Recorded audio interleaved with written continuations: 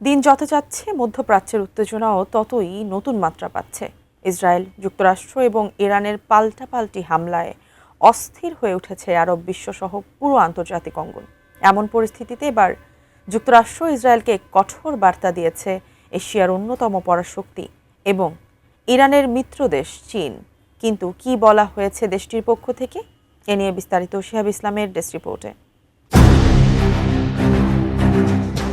মধ্যপ্রাচ্যের চলমান উত্তেজনার প্রায় এক সপ্তাহের বেশি কেটে যাওয়ার পর এবার কঠোর অবস্থান গ্রহণ করেছে ইরানের মিত্রদেশ চীন।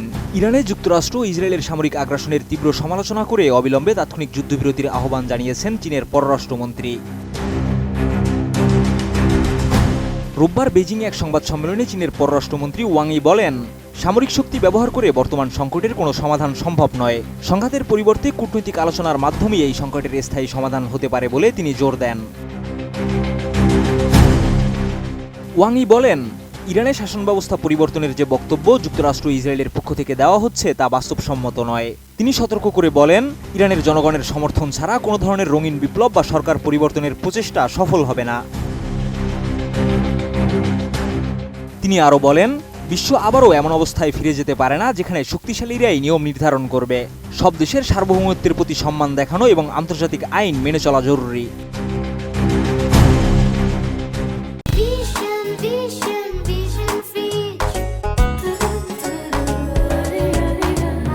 চীনের পররাষ্ট্রমন্ত্রী মধ্যপ্রাচ্যে চলমান সামরিক অভিযান অবিলম্বে বন্ধ করার আহ্বান জানান। তিনি বলেন, যুদ্ধ কেবল ঘৃণা বাড়ায় এবং নতুন সংকট সৃষ্টি করে। এই সংঘাত দ্রুত বন্ধ না হলে তা পুরো অঞ্চলে ছড়িয়ে পড়ার ঝুঁকি তৈরি হতে পারে। ওয়াং ই জোর দিয়ে বলেন, মধ্যপ্রাচ্যের জনগণই এই অঞ্চলের প্রকৃত মালিক। তাই বাইরের হস্তক্ষেপ ছাড়াই এই অঞ্চলের দেশগুলোকে নিজেদের ভবিষ্যৎ সম্পর্কে স্বাধীনভাবে সিদ্ধান্ত নেওয়ার সুযোগ দিতে হবে।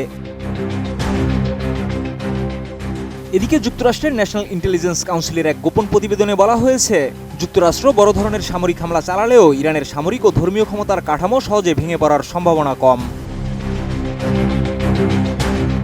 চীনের পক্ষ থেকে জানানো হয়েছে, মধ্যপ্রাচ্যে ক্রমবর্ধমান উত্তেজনা কমাতে বিশেষ দূত পাঠানোর পরিকল্পনাও করছে বেইজিং। চীন বলছে, তারা মধ্যপ্রাচ্যের দেশগুলোর সঙ্গে কাজ করতে প্রস্তুত, যাতে অঞ্চলে স্থিতিশীলতা ফিরে আসে এবং বিশ্বশান্তি প্রতিষ্ঠা করা যায়। কারণ মধ্যপ্রাচ্যে চলমান এই সংঘাত যদি দ্রুত বন্ধ না হয়, তাহলে তা আঞ্চলিক নিরাপত্তা ও বৈশ্বিক স্থিতিশীলতার জন্য বড় হুমকি হয়ে উঠতে পারে। শিহাব ইসলাম, এটিএন নিউজ।